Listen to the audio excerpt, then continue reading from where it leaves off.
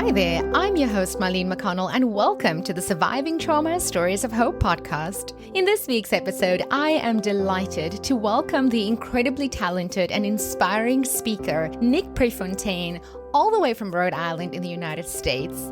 Nick is a 3-time best-selling author and was named Top Motivational Speaker of 2022 in Yahoo Finance. He is a speaker, founder, and CEO of Common Goal. Nick's been featured in Brainz Media, Swaay, Authority Magazine, and several other publications. At the tender age of 14, Nick suffered a life-threatening snowboarding accident. His parents were told he would probably never walk, talk, or eat on his own again. He did. In this episode, he shares the same system that helped him run out of hospital. Using the STEP system, he teaches clients how they too can apply this system to their lives to make it through any trauma, crisis, or life challenge. Once they make it through, this is where they discover their limitless potential. Today, Nick is a successful businessman, a prolific real estate investor, but his mission is to help resolve trauma and help all people, especially those with brain injuries and dysphonia. Thank you to my listeners for joining me on this journey. Comment on the posts on Instagram, LinkedIn, and Facebook, and let me know what you think of the episode. Also, head over to Amazon and takelot.com and get your copy of my book, Ray of Light. And please leave me a rating and review. It means the world to me. Also, please check out my website and download your free meditation and journal prompt on the resources page. If you feel called to invite me as a speaker to participate at your event, then please head to my website, mycenteredlife.com, or email me at hello@mycenteredlife.com. And as always, thank you for your love and support. Stay tuned and keep listening. Hi, Nick. Welcome to the Surviving Trauma Stories of Hope podcast. Thank you so much for joining me. Hi, Marlene. I'm so excited to be here. I was looking forward to this all week. Me too. I mean, it's so exciting for me to be here and speak to a 3-time best-selling author, a man who was named the top motivational speaker of 2022 in Yahoo Finance, and the founder and CEO of Common Goal. So yeah, I'm very excited about what you're going to be sharing with us here today. Thanks again for joining me, Nick. I'm very happy to be here. I'm excited to be here too. So your story, it all started, all of this success that you have now in your life. I've heard that you've said that it all started because of your personal story that is intricate in the success that you have today. Do you want to share with us part of what your personal story is that led to your successes that you have today?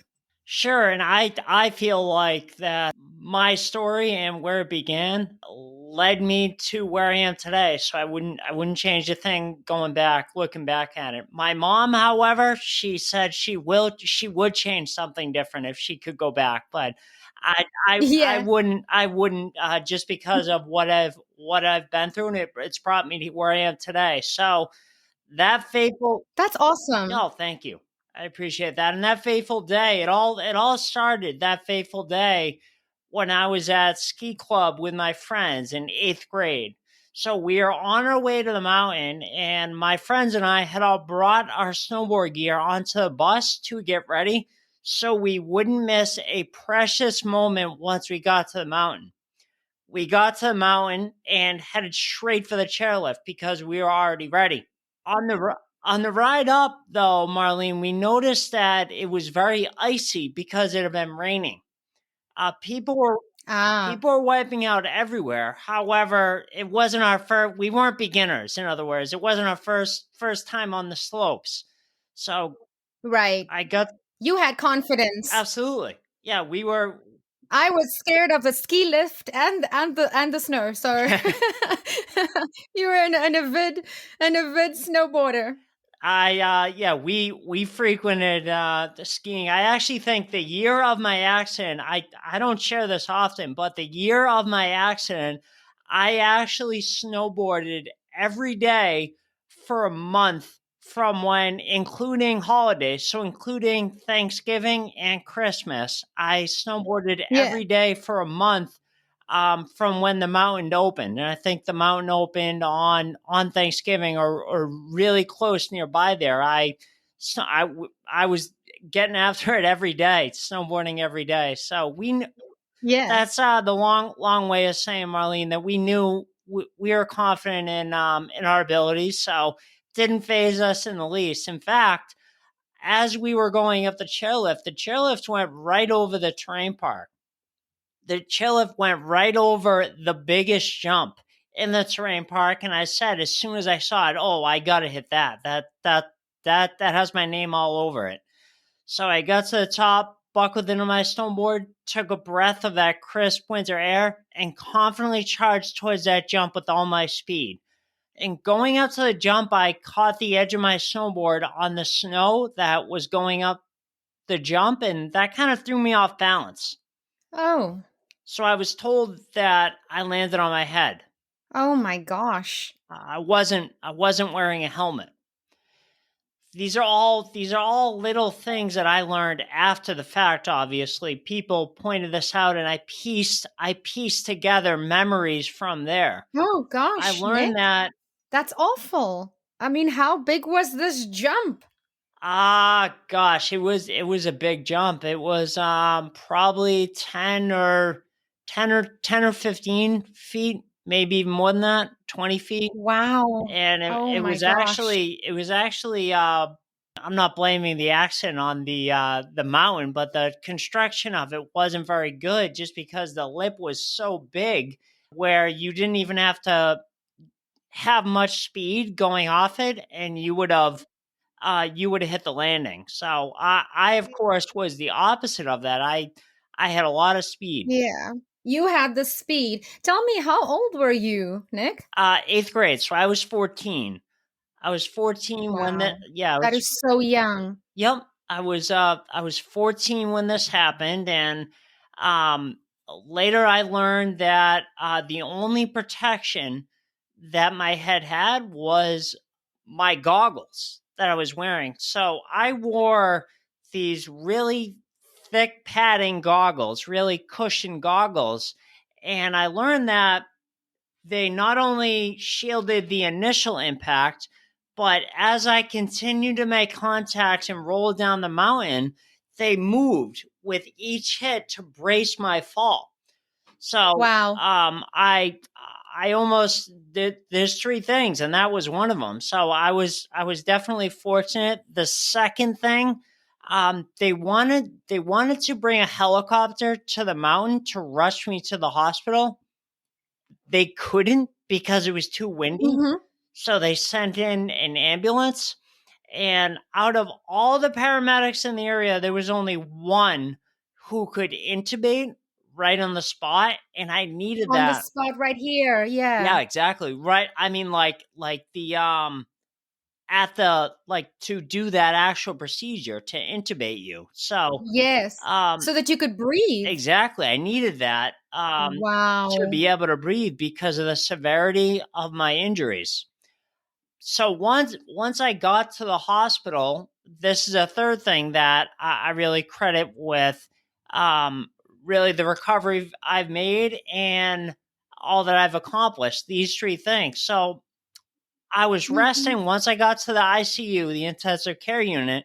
I was resting in a coma, unable to communicate with anyone, and my parents were the only people in my hospital room.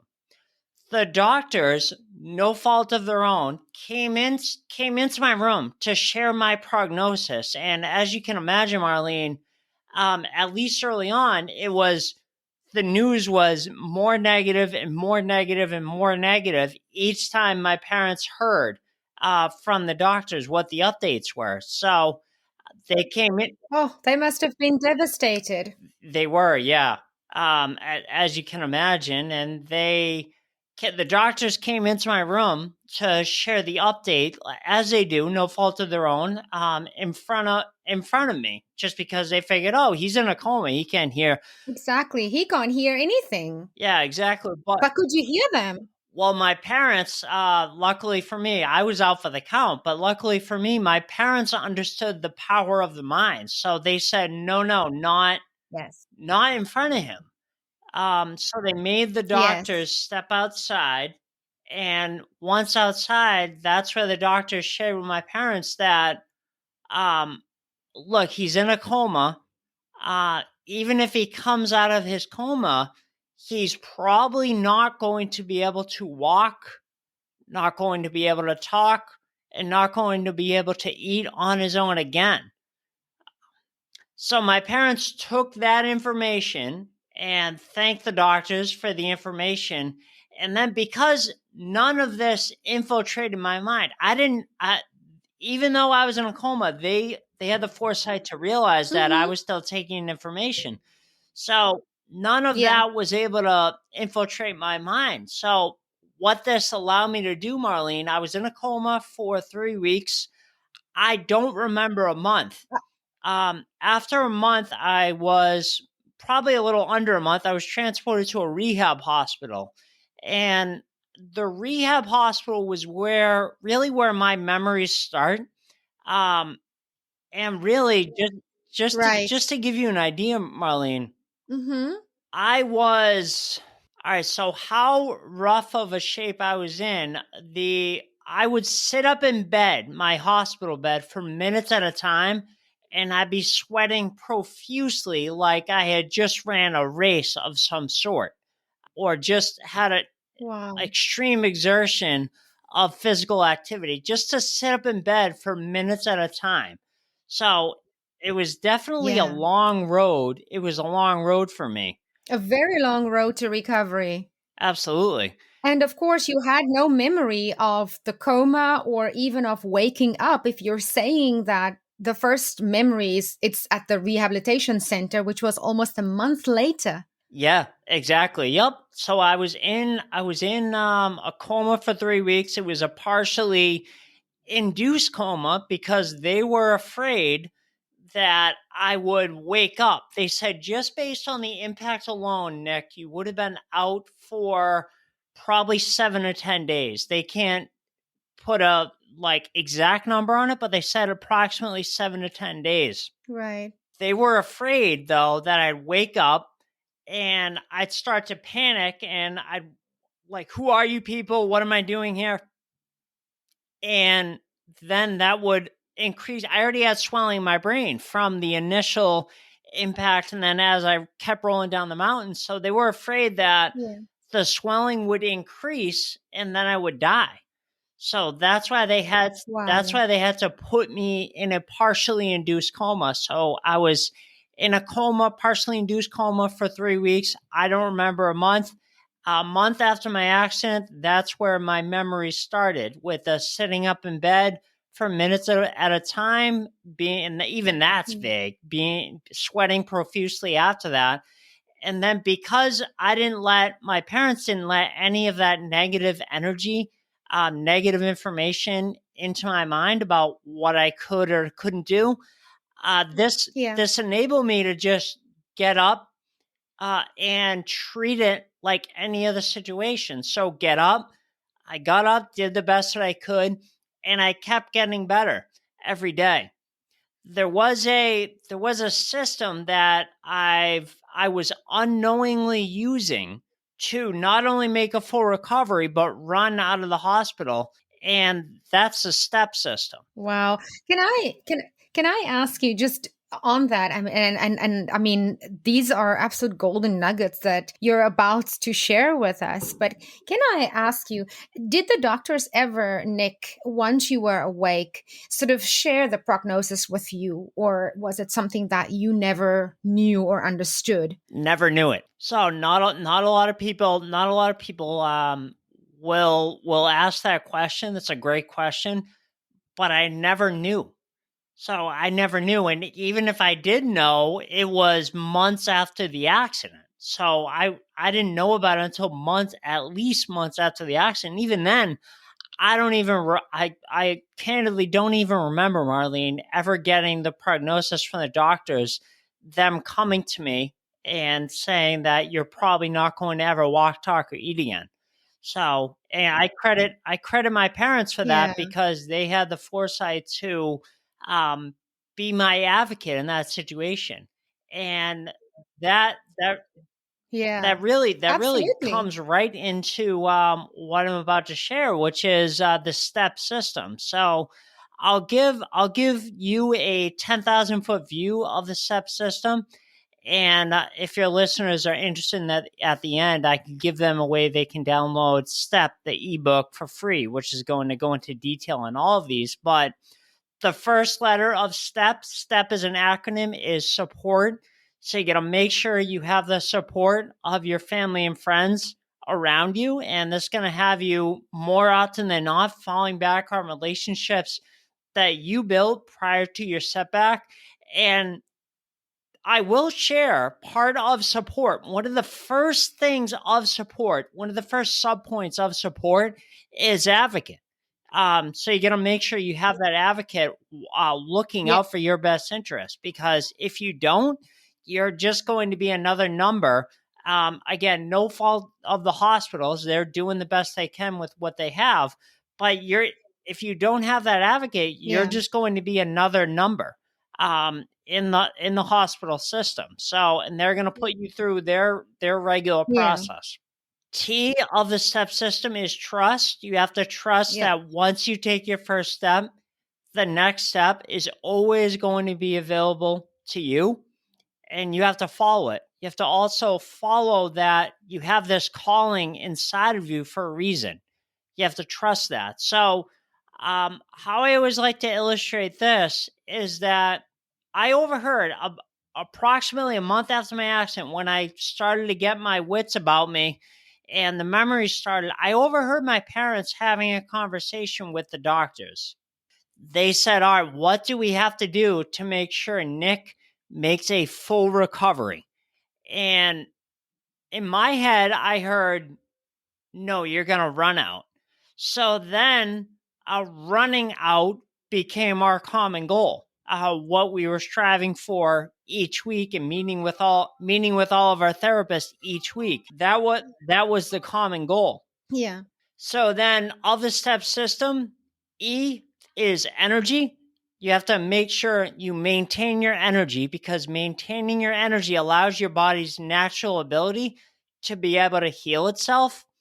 And this is so important that I still do it to this day. So, to this day, I take care of my energy by making sure that I get treatments from, I have a Chinese Tai Chi and Qigong master that I see once a month for Tui Na massage, which is to help keep my energy high, and also myofascial release, or another word for that is craniosacral therapy.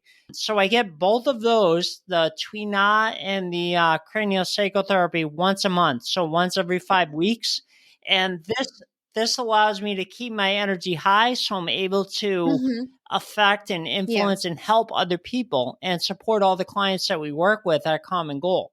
So, P of the step system is persistence. Once you've taken your first step, keep getting up every day and taking your next step, no matter how small.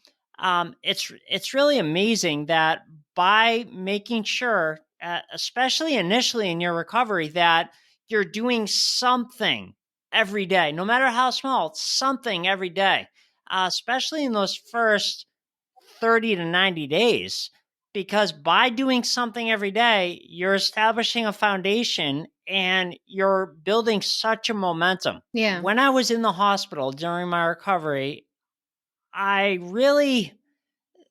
like to share this story, Marlene, because we all have doubts. We all have Yes. doubts of, Definitely.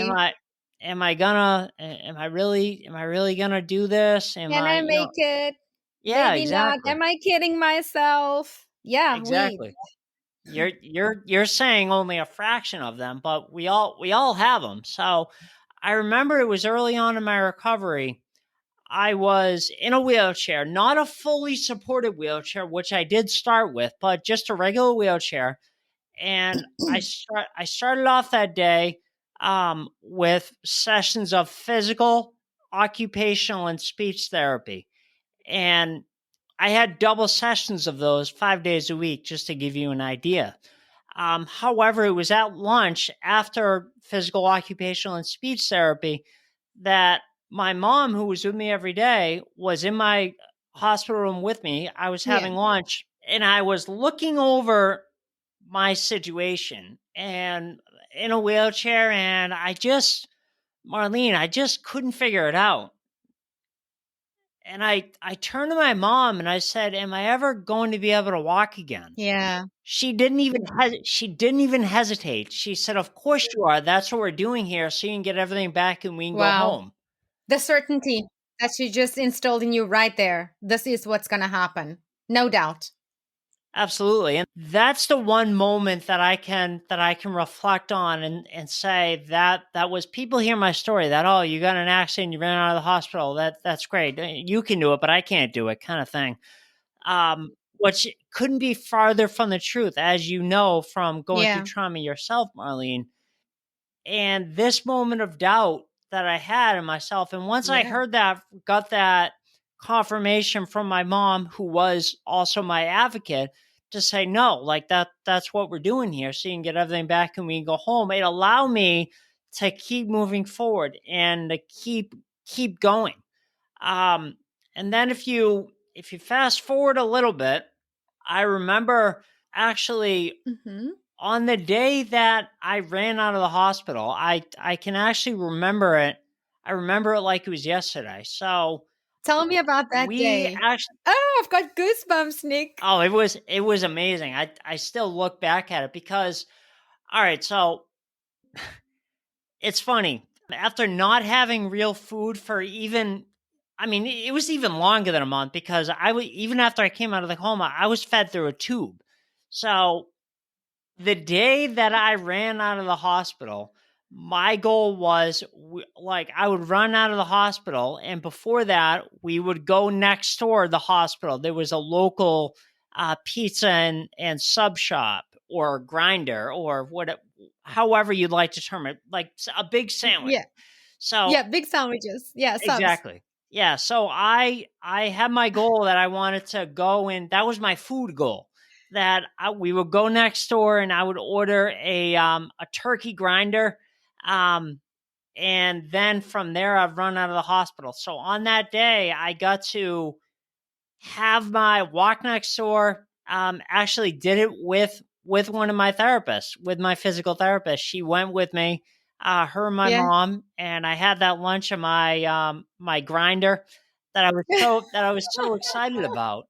And then after that, I ran out of the hospital, and it was really just for the cameras It's amazing. It's because, fantastic. Oh my gosh. and Oh, I've I got still have that chills. I still have that footage. I do, and it's really just thinking back. I'm right there. It was 20 years ago, but I'm right there. And after running out, it wasn't like my work was done. I had to continue to go to outpatient therapy, Marlene, for another 6 months, along with, and that was physical, occupational, and speech therapy along with being tutored all summer long in order to Mm. continue on to high school with the rest of my classmates.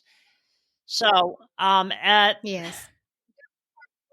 There was hard work absolutely. still left. So what I'm E- Um, Even though you achieved your interim goals. absolutely. So what I'll do right now, because I've been doing a heck of a lot of talking, Marlene. I'll take a step down off my soapbox, and if you have any questions, we can chat about it. Yeah, for sure. That was such an inspirational story. You're such an extraordinary speaker. It's just, you have a way of just drawing the audience in with the way that you present your story. And I find myself sitting here constantly waiting what's going to happen next. And so, you just keep me constantly waiting for more. And yeah, it's incredibly inspiring. So thank you so much for sharing. I wanted just to go back again to your healing journey, because for me, it's interesting that there's this traumatic event that happened in your life through unconsciously knowing about the step system, which again, I'll reiterate, is support, trust, energy, and persistence, as you've mentioned, that you were able to meet that first goal and in fact, run out of the hospital. But subsequently to that, you've managed to use that in your life in order to transmute that trauma into a successful business. Now, the road is a long run. And for most people, that's a very difficult one. But do you want to share how that transpired for you? How you took your pain, you turned it into triumph, and then you turned it into business to help others? Sure, I would love to. Yeah, it's been quite a journey. So I was um just like after running out of the hospital, and you can relate to this, I'm sure, that when you're younger, time is compressed. So like 6 months, 12 months, 18 months, 24 months, that seems like a lifetime. Yeah. In reality, though, it's not that long at all. So only 18 months after finishing outpatient rehab, I got my start in business, in real estate, and that was door knocking pre-foreclosure doors in some pretty rough areas of cities. Because that's where you had to go to hit the most amount of doors in a day, knock on the most amount of doors in a day, and to see if you can help these people out of their unfortunate situations. So I did that. I did that during high school. And then after high school, I got my real estate license and was selling real estate for full time for 6 years. And then at the end, full time for 6 years. And then in 2014, at the end of 2014, my dad, as an investor, started acquiring all these properties non-conventionally, so on terms without putting big down payments or um, going and signing personally for loans. So he asked me if I could help him with the marketing of these properties. That turned into working with all the buyers that called on the properties, and really now I help not only our business, Marlene, but I also help associates that we have all over the country to do the same thing in their business. Now, all along the way, no matter, and I share that to say this, that all along the way, um, no matter how successful, how much success I'm seeing, how much money I'm seeing, I've always had this voice in the back of my head that's been telling me that, yeah, okay, that's fine. But what you really have to be doing is speaking, sharing your story of overcoming adversity and trauma with audiences all over the world, and also helping others that are going through trauma, basically taking them by the hand and helping them get through to the other side. And that's where they can thrive with the rest of their lives. So I've always done that. I've always done that all throughout my life. Like I said, no matter what I'm doing, if someone has an accident, someone has a life challenge or a life change, oh, you got to talk to Nick. Have you talked to Nick? Because I unknowingly have shared the same system, this step system with them to help them get through that challenge, get through to the other side. And that's where they can thrive with the rest of their lives. I've always just unknowingly shared it with people just to help them. And now, ever since, I would say back to the spring of 2021, when someone that had previously saw me speak at a conference years before that handed me a card and said, if you're ever interested, Nick, in fine tuning your message and your story, helping to bring it to another level so you can impact the most amount of people, I can introduce you to some people and help you get started. I wasn't ready yet, because we don't even have enough time to share it, but I had to overcome another life challenge, another trauma, if you will. I had a difficulty with my voice that I developed in 2012, Yeah. and I had to go and get Botox treatments in my throat over the course of several years, in conjunction Yeah. with voice therapy, to get my voice back. So not only have I lost my voice once, but I had to get it back a second time. And unknowingly going through that, I used the step system to get back to where I am today. So I wasn't Yeah. ready yet, but someone who saw me speak gave me her card, and I always hung on to it. And then 2 years later, I reached out to her and said, "All right, I'm ready.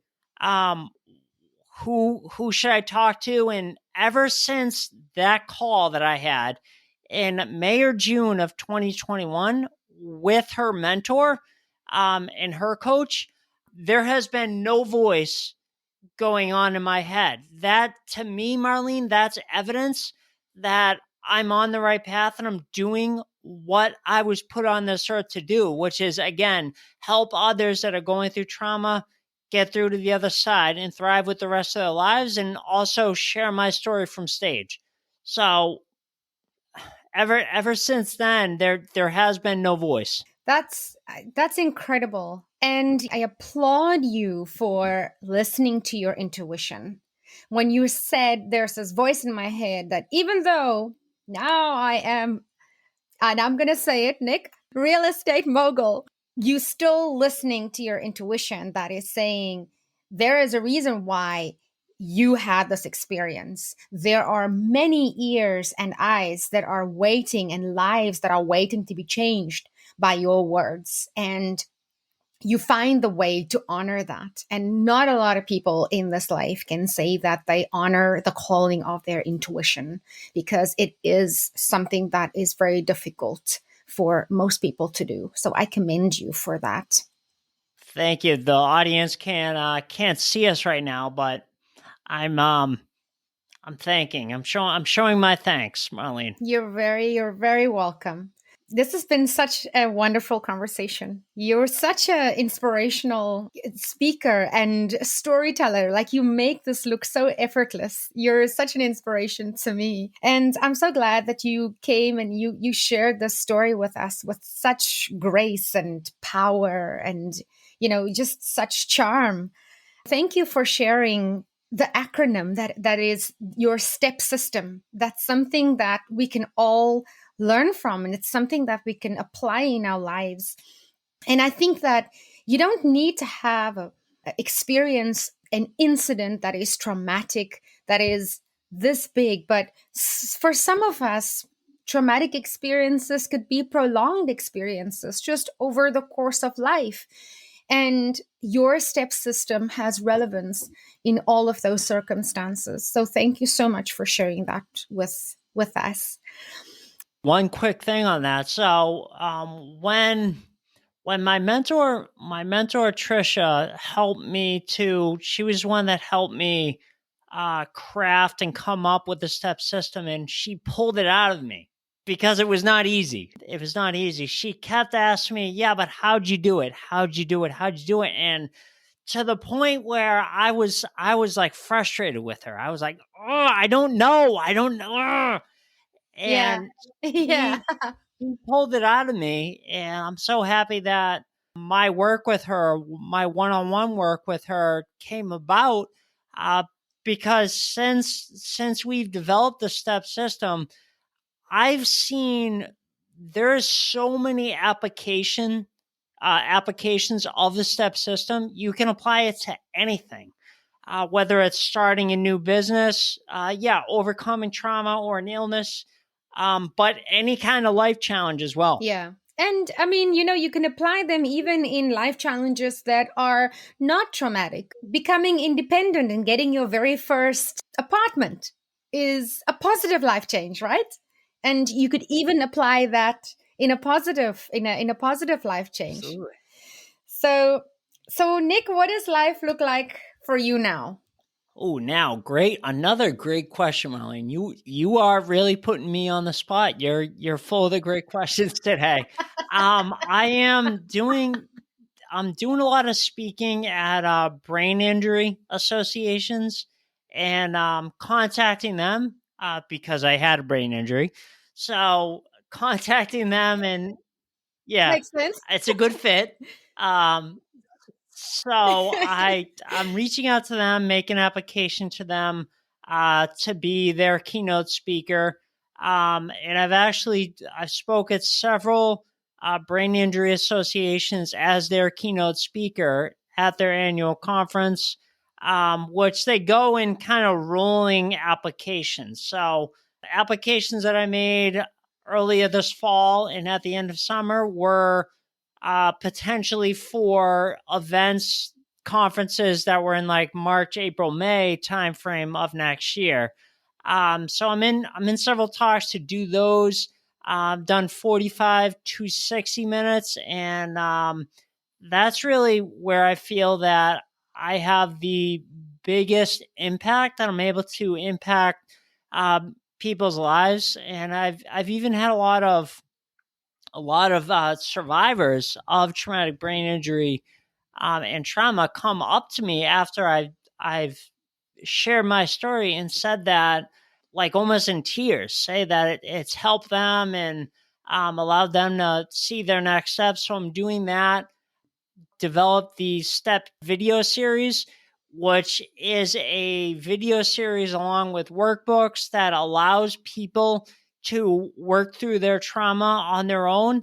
So you don't need to necessarily see me speak on stage to do this. You can work through your trauma on your own. So that's something that we developed all last year, and we're Yeah. excited about that and how it's helped a lot of people. And it's only the price is only $17 now, and it's going up to $37 in 2024. But those are kind of the things that I'm working on right now. Fantastic. And speaking of brain injury associations, I came across Brian Thomas's review, and I'd like to share it with the audience because I found that it was quite profound. And now that I've had the opportunity to meet you and have a conversation, I can definitely share in his thoughts. And he says, Nick's message is one of hope and encouragement.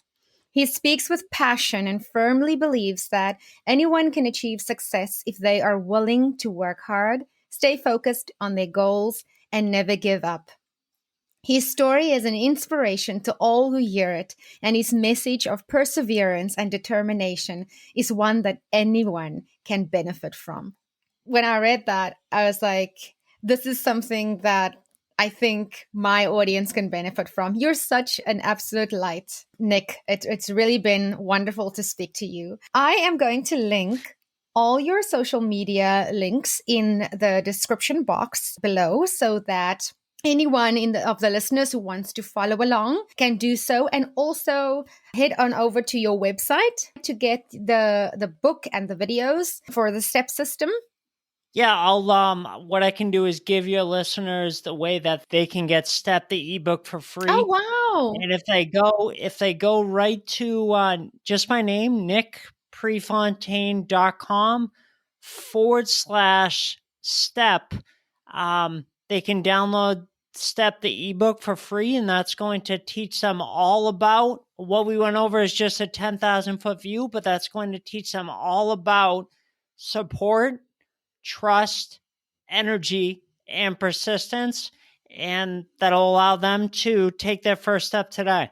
Thank you so much. That is so kind. That is so, so generous of you. I'm very happy, and I'm sure that the listeners are going to find value in the literature that you have shared with them so freely today. Nick, thank you so much again for sharing the STEP system with us and, just instilling in us the belief in the power of the mind and just the resilience in general of the human spirit. I think sometimes we need that. We need that reminder, and we need to see that in someone as inspiring as you that show us that anything in this world is possible. So thank you so much. Well, you're welcome, and thank you for giving me the opportunity to share with your audience. I've really had a blast. Thank you so much. Me too. Take care. Bye. That wraps up this podcast episode. Thank you for listening. If you enjoy my podcast, please take a minute to give me a rating and review in Apple Podcasts. Please subscribe in your favorite podcast directory so you don't miss an episode. Please consider following My Centered Life on Facebook and Instagram for daily inspiration. Thank you so much for spending this time with me. You can catch me again in the next episode. Same time, same place. Sending you lots of love and light. Bye.